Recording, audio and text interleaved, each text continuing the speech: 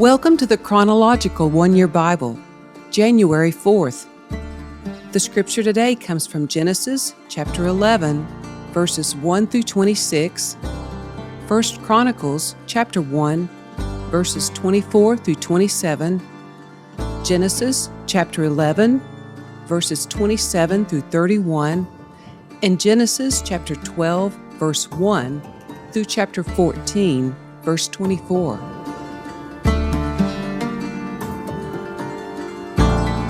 At one time, all the people of the world spoke the same language and used the same words.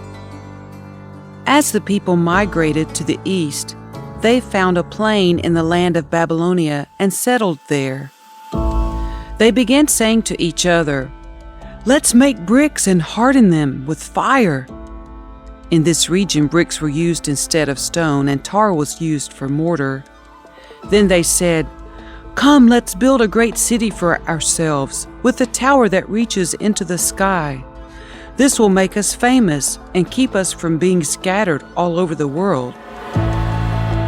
But the Lord came down to look at the city and the tower the people were building. "Look," he said, "the people are united and they all speak the same language. After this, nothing they set out to do will be impossible for them. Come, let's go down and confuse the people with different languages. Then they won't be able to understand each other." In that way, the Lord scattered them all over the world, and they stopped building the city. That is why the city was called Babel, because that is where the Lord confused the people with different languages. In this way, he scattered them all over the world. This is the account of Shem's family. 2 years after the great flood, when Shem was 100 years old, he became the father of Arphaxad. After the birth of Arphaxad, Shem lived another 500 years and had other sons and daughters. When Arphaxad was 35 years old, he became the father of Shelah. After the birth of Shelah, Arphaxad lived another 403 years and had other sons and daughters. When Shelah was 30 years old, he became the father of Eber. After the birth of Eber, Shelah lived another 403 years and had other sons and daughters. When Eber was 34 years old, he became the father of Peleg. After the birth of Peleg, Eber lived another 430 years and had other sons and daughters. When Peleg was 30 years old, he became the father of Reu. After the birth of Reu, Peleg lived another 209 years and had other sons and daughters. When Reu was 32 years old, he became the father of Serug. After the birth of Serug, Reu lived another 207 years and had other sons and daughters. When Serug was 30 years old, he became the father of Nahor. After the birth of Nahor, Serug lived another 200 years and had other sons and daughters. When Nahor was 29 years old, he became the father of Terah. After the birth of Terah, Nahor lived another 119 years and had other sons and daughters. After Terah was 70 years old, he became the father of Abram, Nahor, and Haran.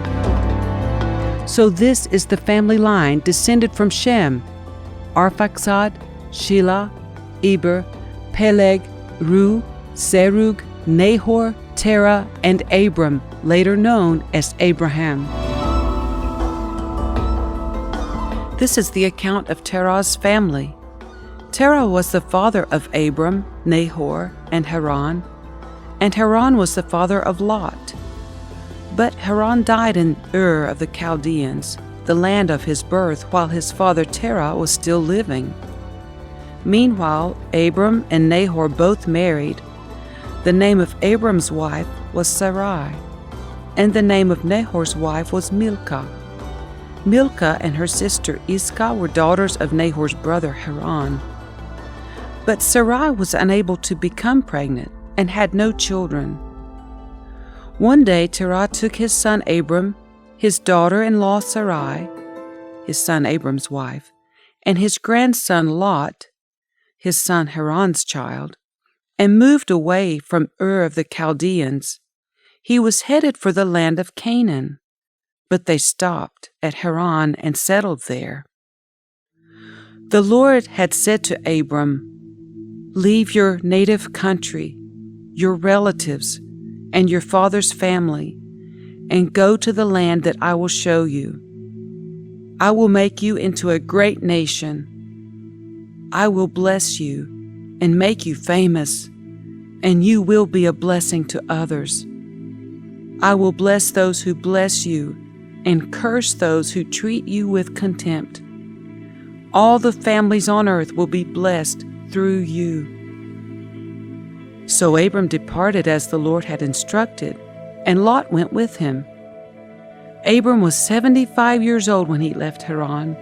He took his wife Sarai, his nephew Lot, and all his wealth, his livestock, and all the people he had taken into his household at Haran, and headed for the land of Canaan.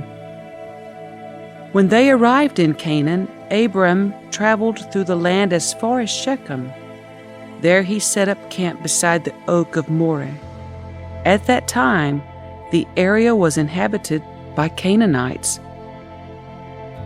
Then the Lord appeared to Abram and said, "I will give this land to your descendants." And Abram built an altar there and dedicated it to the Lord who had appeared to him. After that, Abram traveled south and set up camp in the hill country, with Bethel to the west and Ai to the east. There he built another altar and dedicated it to the Lord, and he worshipped the Lord. Then Abram continued traveling south by stages toward the Negev.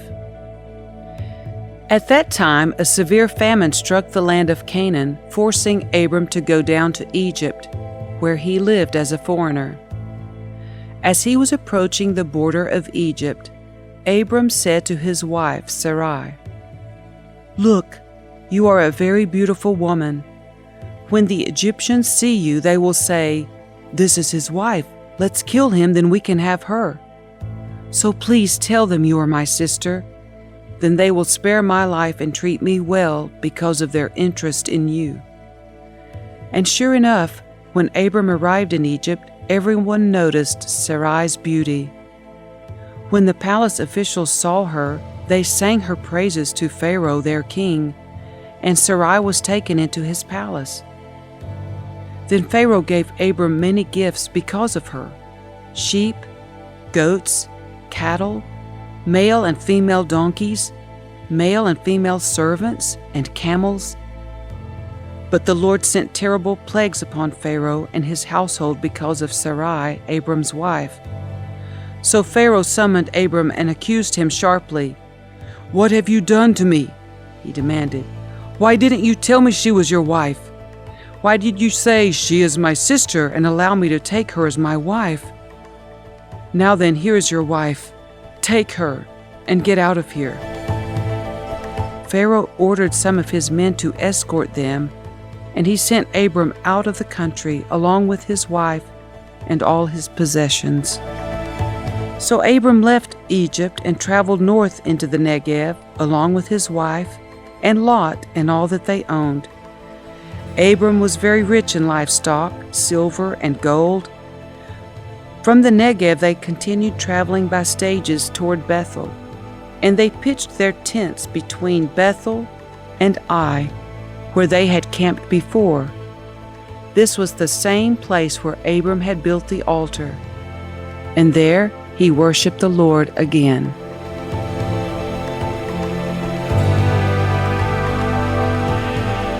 Lot, who was traveling with Abram, had also become very wealthy with flocks of sheep and goats, herds of cattle, and many tents. But the land could not support both Abram and Lot with all their flocks and herds living so close together. So disputes broke out between the herdsmen of Abram and Lot. At that time, Canaanites and Perizzites were also living in the land. Finally, Abram said to Lot, "Let's not allow this conflict to come between us or our herdsmen, After all, we are close relatives. The whole countryside is open to you. Take your choice of any section of the land you want, and we will separate. If you want the land to the left, then I'll take the land on the right. If you prefer the land on the right, then I'll go to the left." Lot took a long look at the fertile plains of the Jordan Valley in the direction of Zoar. The whole area was well watered everywhere, like the garden of the Lord or the beautiful land of Egypt. This was before the Lord destroyed Sodom and Gomorrah. Lot chose for himself the whole Jordan Valley to the east of them. He went there with his flocks and servants and parted company with his uncle Abram. So Abram settled in the land of Canaan, and Lot moved his tents to a place near Sodom and settled among the cities of the plain. But the people of this area were extremely wicked and constantly sinned against the Lord.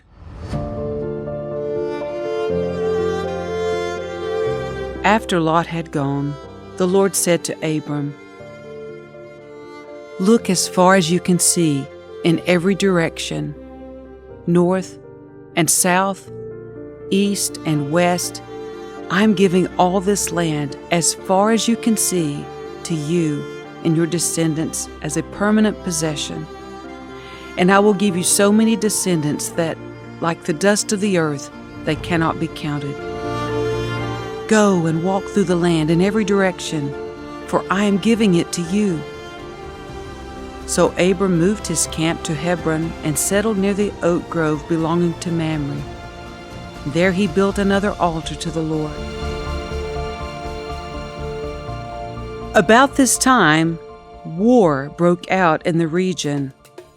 King Amraphel of Babylonia, King Ararok of Elasar, King Chedorlaomer of Elam, and King Tidal of Goyim fought against King Bera of Sodom, King Bersha of Gomorrah, King Shinab of Admah, King Shemeber of Zeboim, and the king of Bela, also called Zoar.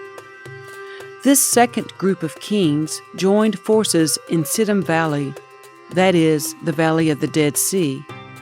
For 12 years they had been subject to King Chedorlaomer, but in the 13th year they rebelled against him.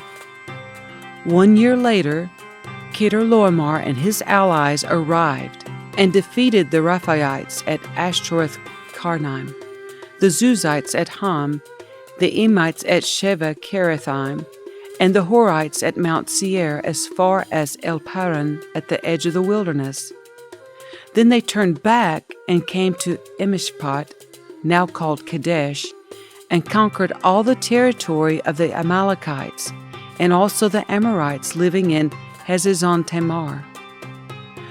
Then the rebel kings of Sodom, Gomorrah, Admah, Zeboim, and Bela, also called Zoar, prepared for battle in the Valley of the Dead Sea. They fought against King Chedorlaomer of Elam, King Tidal of Goyim, King Amraphel of Babylonia, and King Ararok of Elasar, 4 kings against 5. As it happened, the Valley of the Dead Sea was filled with tar pits. And as the army of the kings of Sodom and Gomorrah fled, some fell into the tar pits, while the rest escaped into the mountains. The victorious invaders then plundered Sodom and Gomorrah and headed for home, taking with them all the spoils of war and the food supplies. They also captured Lot, Abram's nephew, who lived in Sodom, and carried off everything he owned. But one of Lot's men escaped and reported everything to Abram the Hebrew, who was living near the oak grove belonging to Mamre the Amorite. Mamre and his relatives Ishcal and Aner were Abram's allies. When Abram heard that his nephew Lot had been captured, he mobilized the 318 trained men who had been born into his household. Then he pursued Chedorlaomer's army until he caught up with them at Dan. There he divided his men and attacked during the night. Chedorlaomer's army fled, but Abram chased them as far as Hobah north of Damascus. Abram recovered all of the goods that had been taken, and he brought back his nephew Lot with his possessions, and all the women and other captives. After Abram returned from his victory over Chedorlaomer and all his allies, the king of Sodom went out to meet him in the valley of Sheva, that is the king's valley. And Melchizedek, the king of Salem and a priest of God Most High, brought Abram some bread and wine. Melchizedek blessed Abram with this blessing: Blessed be Abram by God Most High, creator of heaven and earth. And blessed be God Most High, who has defeated your enemies for you. Then Abram gave Melchizedek a tenth of all the goods he had recovered. The king of Sodom said to Abram, Give back my people who are captured, but you may keep for yourself all the goods you have recovered. Abram replied to the king of Sodom, I solemnly swear to the Lord God Most High, creator of heaven and earth, that I will not take so much as a single thread or sandal thong from what belongs to you. Otherwise you might say, I am the one who made Abram rich. I will accept only what my young warriors have already eaten, and I request that you give a fair share of the goods to my allies, Aner, Ishkal, and Mamre.